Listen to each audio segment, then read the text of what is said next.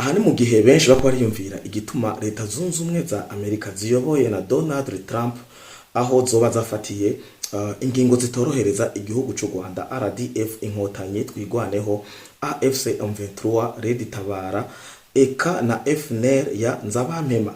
Ibi bihano canke iri bwirizwa sindamusiga rikaba ryafashwe mu gihe igihugu cy'u Rwanda canke RDF inkotanyi zari zisanzwe ziri mu bihe bitorohewe hariya hakurya mu burasirazuba bwa Kongo, aho bari mu maganya misi yose bariko barataka basaba ibiyago, ibiganiro, seserofe n'ibindi byinshi byandagutakiye ku mirongo y'urugamba aho bitariko biragenda neza. Kenshi na kenshi nkunze kubabwira ati intambara isa niyabananiye ku mirongo y'urugamba, aho mbere byanajemwo igihugu cy'Ubufaransa aho twabonye umukuru w'igihugu Emmanuel Macron aza nkuza aje kubasahiriza mu gusaba ko aeroport y'Igoma yokugururwa.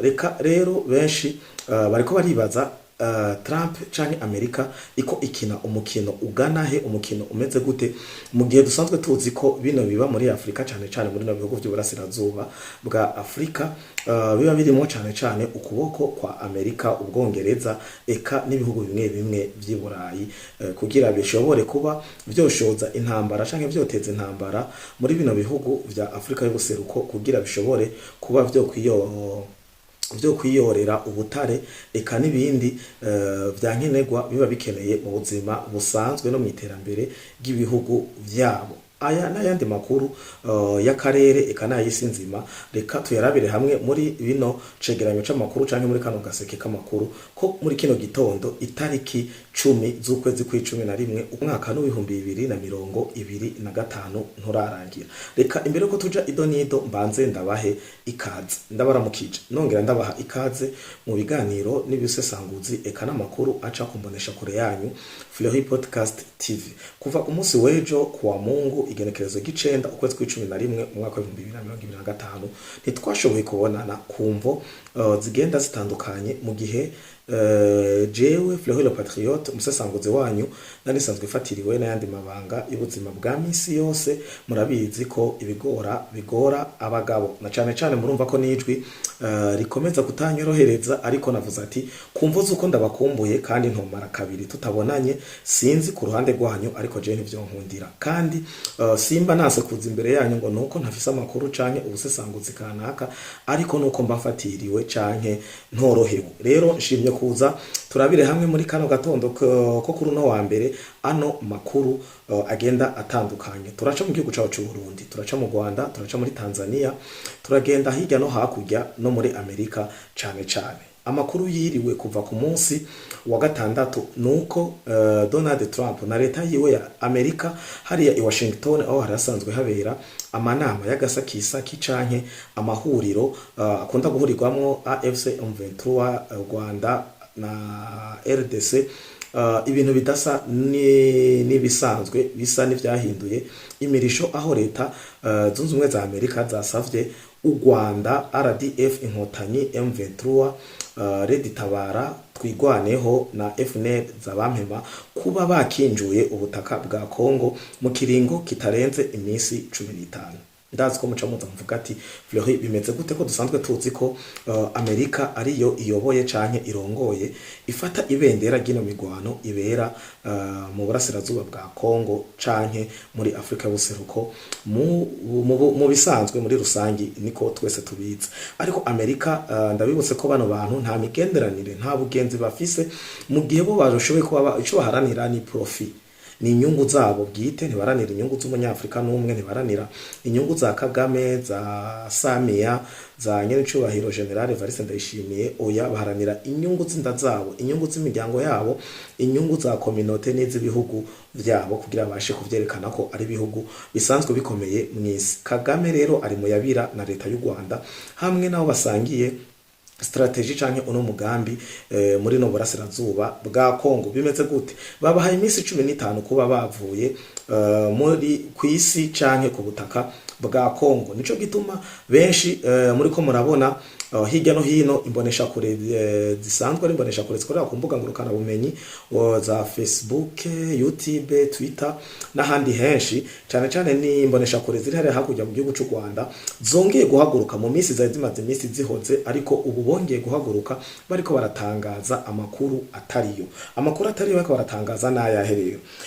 Ndibaza ko kuva ku munsi w'ejo, kuva iryo tangazo risohoka, kuva Amerika ishira ku mukazo leta y'u Rwanda, murabona ko bariko barandika ngo igihugu cy'u Rwanda, abasirikare b'u Burundi FDNB n'abasirikare ba FARDC bariko barava mu dongo mu mice myinshi igenda itandukanye, cyane cyane bahereye mu Minembwe na Mikenke n'utundi duce, ngo bariko baraneshwa ngo ku rugamba, ngo bariko barahasiga ubuzima. Umva bose bariko barandika imitwe y'amakuru igenda itandukanye, ariko nagwanda babwire ko aya makuru siyo na gatoyi, kuko ni strategy bakoresheje kugira barabe ko bogira ijambo mu makungu. Nama ndababwira ko iyo AFC M23 izi nyenzi za Sarambwe, izi mbwebwe za Sarambwe, iyi RDF inkotanyi, izi twirwaneho aba FNL yanza bamema na Red Tabara, iyo batari en position yo kudomina, iyo batariko baradomina urugamba, iyo badafise uburere canke handi hantu bako barahungabanya canke bigaruriye, ntibagira ijambo i Doha, ntibagira ijambo i Washington. Rero kubera ko Amerika yabahindutse, bariko baragira renfort zidasanzwe, aho mbere mu gihugu cy'u Rwanda bitameze neza mu nteko za gisirikare, aho basa nuko bari baratuje imiryango yari yarahoze, aho byari byaragaragaye ko Kagame na RDF FPR inkotanyi batariko bararungika kandi abasirikare b'u Rwanda gasakisaki kuja guhonera no kubifumbere mu burasirazuba bwa Kongo. Ariko kuva umunsi wa gatandatu hariko harinjira abasirikare benshi b'u Rwanda kugira ngo barabe ko bogwana urugamba bariko barita. Benshi bako baravuga ngo ni Rwanda rwa nyuma, ngo ni intambara ya nyuma, ngo akanyuma kugira barabe ko bo kwisubiza uduce duke duke turi strategique, cyane cyane barashaka kuraba ko bofata uduce tumwe tumwe dukomakomeye kugira barabe ko boca bagira uruvugiro. Aha ndabibutse ko nta point strategique nimwe basigaranye, atari ko baba bamaze igihe kinini ya muri Goma na Bukavu, hasigaye hose Zanzibira, za Warikare, Masisi nande Kamituga niho bashaka gushika cyane cyane.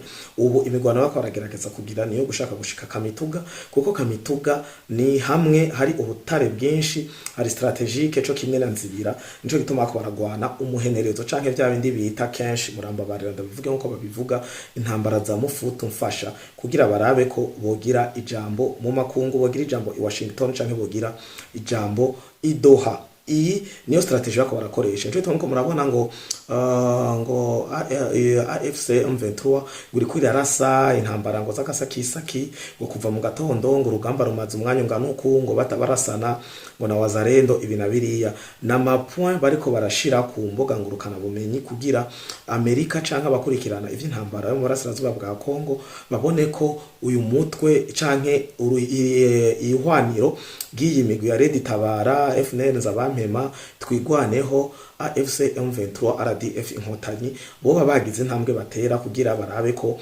amanyama canke itegeko rya Amerika ryoshororoka, ryogabanya ubukari, kugira basubire ko barabe ko boronka uruvugiro, bongere basabe ibiyago seserofe n'ibindi. Ariko ntibibashobokera kubera Wazarendo n'abandi bahurikiye rimwe mu runani rwa FARDC mu kugarukana amahoro, ituze n'iterambere mu burasirazuba bwa Kongo, eka no muri Kongo muri rusangi batariko baraborohereza. Uko niko biri ku mirongo y'urugamba.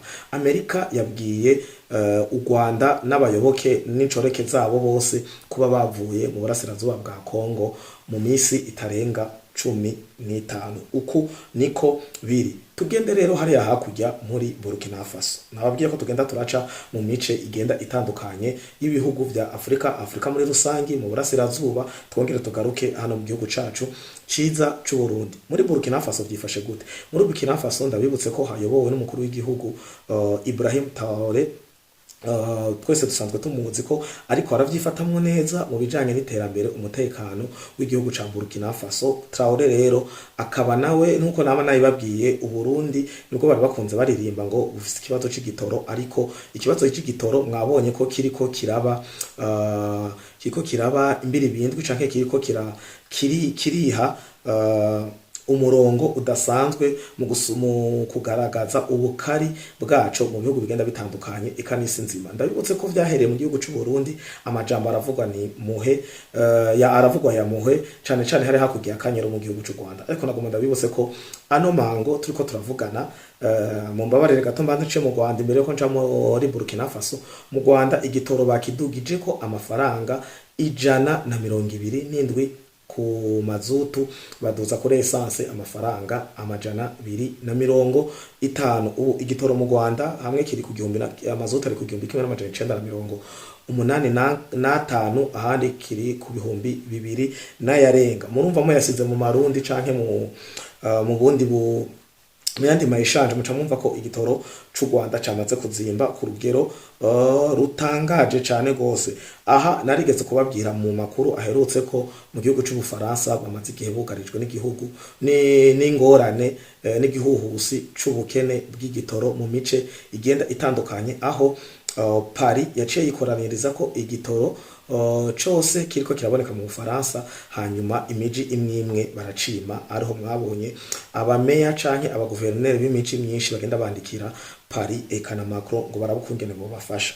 Ibi narabibabwiye kandi mu makuru twabatorokanije ku munsi wejo uheze ko no mu Burusiya bafise ingorane z'igitoro, aho mu gisagara kinini ca Transbaikal bandikiye basaba Moscow na Putin muri rusangi ko batabara, bamaze igihe ingo c'amezi c'indwi zitatu murantunga badafise igitoro. Izi ngorane rero zirabandanya no muri Burkina Faso, aho Traoré yafashe ingingo yuko station zose zikora station service z'igitoro zoshirako amakamera de surveillance kugira bagende barakurikirana uko ibitoro biriko biratangwa, kuko biko bitangwa ku kiyiko. Iyo rero batanze ibitoro ku kiyiko, bobo bino bihe twabayemwo vy'ibibuni, bino bihe vyo kunyegeza igitoro, nabo nivyo ko barabamwo muri Burkina Faso. Traoré wewe akabumengo ngira yabikoze yisunze vyabaye mu gihugu c'u Burundi, we yaciye afata ingingo yo kuhashira amakamera de surveillance. Sinzi ko ino ngingo ya kamera de surveillance kugira azoze bararaba ikibiriraho ukungena ama station yaronse igitoro azoza aragitanga, sinzi ko ari ingingo twokwita ruhasha canke ingingo yoza igira icifashije muri rusangi. Ariko reka tuvyizere ko bizogenda neza, bigateba bigafata umurongo ivy'igitoro, haba mu Burundi, mu Rwanda, mu Bufaransa, muri Burkina Faso, mu Burusiya eka n'ibindi bihugu isi nzima biriko biraca muri zino ngorane z'ibitoro, bizoteba bigafata intumbero. Nongera ndabibutsa ko cane cane mu Burusiya ko Ukraine yasambuye amahinguriro y'ibitoro, nkabibutsa ko mu Libya kuva aho biciye Gaddafi vyayumvye ekonomi ya Libya, igihugu ca Libya cari mu bihugu bitunze cane muri Afrika, ariko kiriko kiramanuka cane mu vy'ubukungu canke mu vy'ubutunzi, aho bigaragarira ko igitoro kiriko bica bigacika ku rubuga mpuzamakungu. Ndabibutse ko Ubufaransa bwugariwe ivomo, bwahariwe ivomo na Burkina Faso na Mali na Niger ku murongo w'igitoro, eka n'izindi nyungu za politike bari basanzwe bakura muri ivyo bihugu. Aya niyo makuru aranga Burkina Faso ni vya gitoro. Nagomba babwire ko muri Ukraine kwa Zelensky yasavye ko inteko mpuzamakungu, ibihugu mpuzamakungu harimwo ONU n'ubumwe bwa Burayi n'ubumwe bwa Afrika eka ama ONG internationale yose kuba yo kwitaho ivy'urugamba ruri hagati ya Ukraine n'Uburusiya, ngo bakabuza cane cane President Vladimir Putin gushira muri ino ntambara abanyafrika. Aha mvuze abanyafrika, Zelensky bigaragara ko yisunze ya makuru twabashikiriza ku munsi wejo mu gaseke k'amakuru, aho twababwiye ko William Ruto yavuganye na Zelensky amusaba ko yorekura abasoda, baba abagore canke abagabo canke inkumi n'abasore bafatiwe ku mirongo y'urugamba bariko bagwanira igihugu c'Uburusiya, batera bica basahura igihugu ca Ukraine. Nababwiye ko Zelensky atorohereje Ruto umwanya bamaranye ku murongo wa telefone bavugana ibijanye nuko yobe musubiza abo banyakenya bafatiwe ku mirongo y'urugamba. Zelensky yaciye profita acaratsora itangazo yongera hamagarira inteko mpuzamakungu ko ibi bintu bobwira Putin akabihagarika, agwana urugamba na rugwane n'abarusiya biwe, areke gushiramo abanyafrika b'inzira karengane bagenda kubwo amikoro make kugira baje kugwana barondera ubuzima batazi ivyo barimo. aha ni Zelensky yanditse asaba ko bino vyohagarara birabira hagufi. Tujabukire tugaruke hano hagufi yacu y'u Burundi, tuje hakurya mu gihugu kibanyi ca Tanzania, aho musanzwe muzi bitoroshe icuka si ciza ca politike, aho Samia yatsinze ku bice 97 n'ibice 6%, benshi bakabikobuta kuri 98%. Ibi navyo akaba yatsinze kuri ayo majwi, mu gihe Tanzania amatora yazindutse aba hanyuma ku masaha y'umutaga hamaze kumera nka saa 4 saa 5, benshi bazindutse gutora bavuyeyo, abandi bariko baratora, bamwe baza ubwa nyuma bahuye n'ibitameze neza, aho amasantre amwe, amabiro de vote amwe yaburijwemwo arasambazwa, aho habaye imyigaragambyo itameze neza, gushika naho habamwo ububisha butandukanye mu guturira, mu konona, mu kwica n'ibindi vyinshi bigenda bitandukanye. Muri Tanzania rero ya sentare nababwira twenshi, umukuru w'igihugu cacu nyakwigendera nyene cubahiro Petero Nkurunziza yagenda mu 2016 ayikuyemwo akarenga, avuze ati iyi sentare ntibereye kuba ari sentare mpuzamahanga, kuko ni sentare ihana abanyafrika gusa, aho yavuye ku izina rya CPI, Cour Penale Internationale, yitwa Cour Penale d'Afrique, aho yibasira canke yitaho cane cane abakuru b'igihugu, indongozi za Afrika. Aha twebwe Uburundi tukaba twayitereye akagere tukayivamo. Tanzania nayo ndibaza ko ari umurongo igiye gufata kuvaho ku munsi wejo igenekerezo g'icenda. Aya makuru nababwiye ko tuko turabashikiriza mu gatondo k'igenekerezo g'10 mu kwezi kwa 11 mu mwaka wa 2025, ni ku munsi wa mbere, aho Tanzania yari yankiye ivyo bita ICC, International Chamber of Commerce, International Chamber of Commerce ICC, ikaba yari yatumwe ni CPI, bisanzwe bikorana CPI na ICC byose ni bimwe, aho CPI Cour Penale Internationale yari yatumye ICC n'abandi baderege bayo incoreke zayo kuja mu gihugu ca Tanzania kugira amatohoza ajanye n'ivyavuye mu matora canke mu myigaragambyo, mu migumuko yaranze yatanguye igenekezo rya 29 ukwezi kw'icumi mu mwaka wa 2025, aho abatavuga rumwe na leta ya Tanzania, leta ya Samia Hassan Suluhu, bavuga ko hapfuye abantu benshi, igitigiri cinshi c'abari mu myigaragambyo batavuga rumwe na leta ya Samia, ariko leta ya Samia ikabihakana,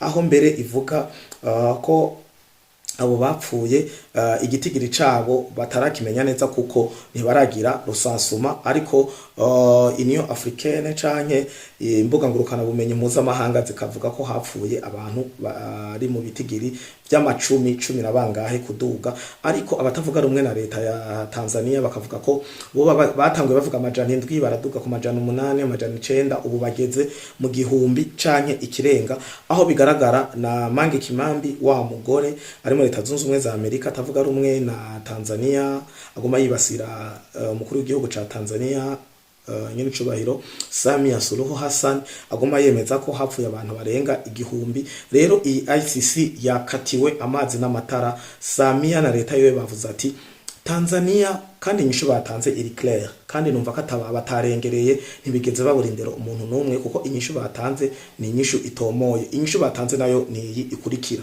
babwiye CPI na ICC nabo bari batumye bati nta muntu numwe dukeneye kaza muri Tanzania kugira amatohoza aya canke ariya, mu gihe leta ya Tanzania, ubutungane, igipolisi, abajeje intwaro n'umutekano bariko baragira amatohoza kandi batatanze itangazo ko bananiwe. Ni inyishu iri simple kandi iri clair.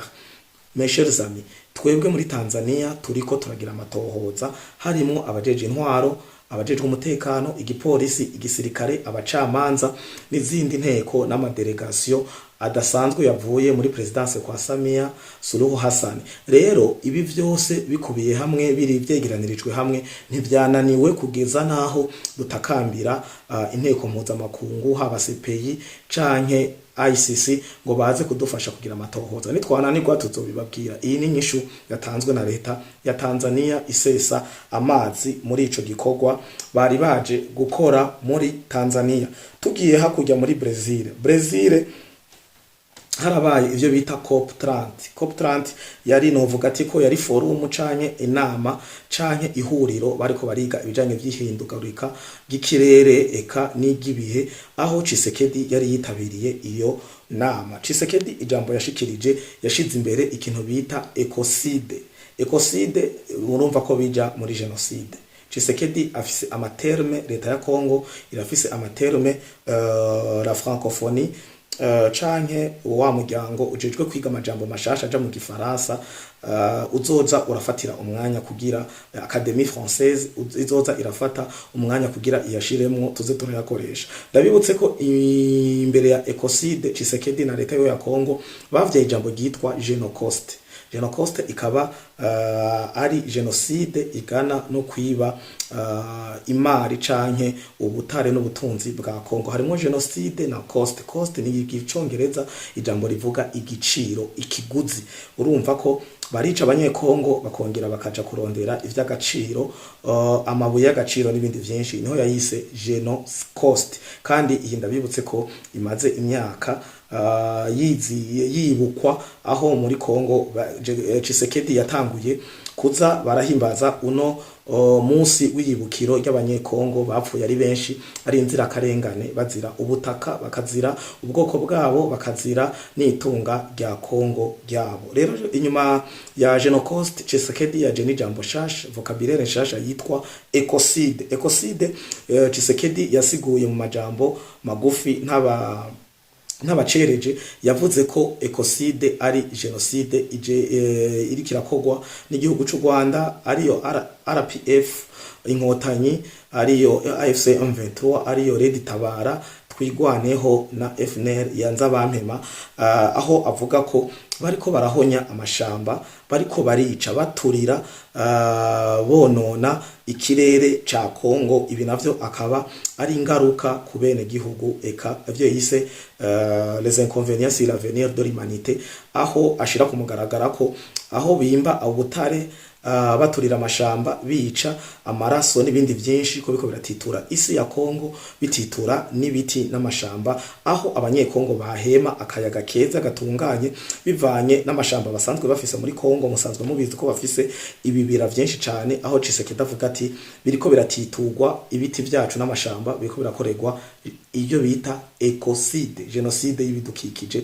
Tshisekedi yayise ecocide. Aha ni muri Brazil, ahariko harabera akanama canke ihuriro rijanye n'ivyo kwiga ku bidukikije n'ihindagurika ry'ibihe. Tugiye hirya hakurya gatoyi mu Barabu, leta y'Abarabu ivyo twita Emirates Arabe yafashe ingingo yo kugarira amaviza ku gihugu ca Bangladesh. Bangladesh ikaba ari igihugu kigiye kwiyunga ku bindi bihugu bisanzwe vyarafatiwe ingingo yo kudasubira guhonyora muri iyi leta zunze ubumwe z'Abarabu, ariyo Emirates Arabe, aho Bangladesh yasanze yo Somalia isangayo. Ibi bihugu niko ndabasomera ni bihugu ihugu leta zunze ubumwe z'Abarabu zugariye, badashaka ko baja muri ivyo bihugu kumvo z'umutekano. Bavuze kumvo z'umutekano. Bangladesh rero yafatiwe ibihano bushasha, ariko harasanzwe igihugu ca Somalia cafatiwe ibihano, igihugu ca Uganda, igihugu ca Cameroon, igihugu ca Afghanistan n'igihugu ca Sudani. Ibi ni bihugu Emirates Arabe bafatiye ibihano kumvo z'amatohoza, kumvo z'umutekano, kuko ibi bihugu bisanzwe birimo cane amagroupe canke imihari y'aba terroriste. Amakuru dushoboye kubashikiriza muri kano kanya muri kino gitondo c'itariki 10 z'ukwezi kwa 11 umwaka wa 2025 naya. Ayandi turaza kubana namwe mu kiringo c'uno munsi wose, tuze kubana hagufi kuri uno munsi wa mbere. Amakuru ni menshi narirya tutari duherukana umunsi wose wa Mungu warurangiye tutabonanye. Hama mukomeze kwihanganira rino jwi ryanje, niko biri, kandi nizere ko muriko murashikirwa n'amajwi bimeze neza. Ndabakengurukire nongera ndabibutsa ko muri abantu bagaciro cyane, mwe mwamaze kugira sabone cyangwa subscribe kuri no rubuga rwa Free Podcast TV Ingoma. magazine namwe mushikirwa na bino biganiro mu nzira z'ama link canke mu magroupe murimo ya WhatsApp. Ndabibutse kandi ko na Flehe Podcast TV atamwebwe muri abantu b'agaciro cane, ndabakengurukiye kandi mukomeze kwitaho. Ciao ciao.